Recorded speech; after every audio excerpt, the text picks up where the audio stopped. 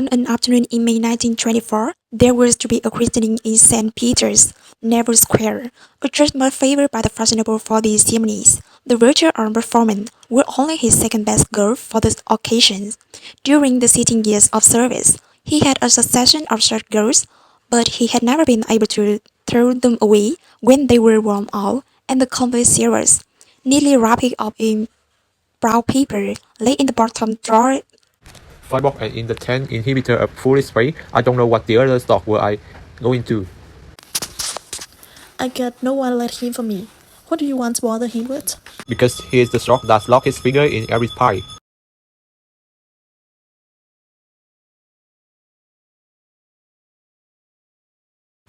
Very good, sir.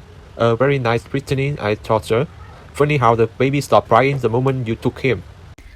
I haven't noticed they very often do.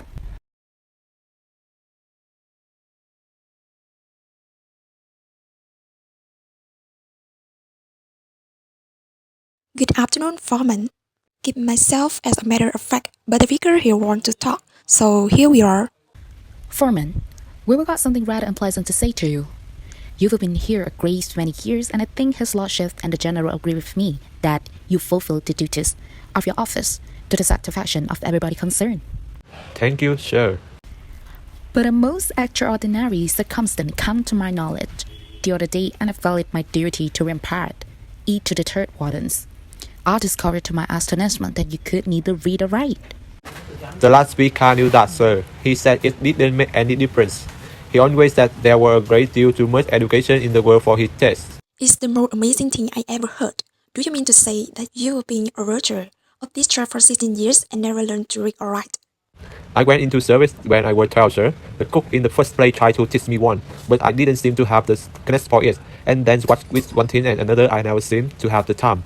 Don't you ever want to write a letter? No, me lost. I seem to manage very well without. My wife quite a scholar, and if I want to write a letter, she writes it for me. It's not as if I were a betting man. Well, Foreman, I will talk to matter over with these gentlemen, and they quite agree with me that the situation is impossible. At a church like St. Peter's Naval Square, we cannot have a Verger who can neither read or write.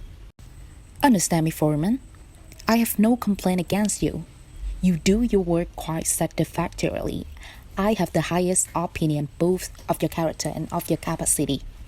But we haven't the right to take a risk of some accident that might happen owing to your lamentable ignorance. It's a matter of prudence as well as a principle. The next day, Albert and Emma went along the street and by Gillard for a little shop to let luck look at. Talk it was exactly sold. 24 hours later, they have taken it a month after that. Albert Foreman was set up in business as a tobacconist and newsagent. Albert Foreman did very well. He did so well that in a year or so it struck him that he might take a second shop and put a manager in. He looked for another long street that hadn't got a tobacconist in it, and when he found it and a shop to let, took it and stock it. This square is a setter. Then it occurred to him that if he could rent two, he could rent half a dozen. So he began walking about London, and whenever he found a long street that had no tobacconist and a shop to let, he took it. In the course of 10 years, he had acquired no less than 10 shops, and he was making money hand over fist. He went round to all of them himself every Monday, collected the waste tickets, and took them to the bank.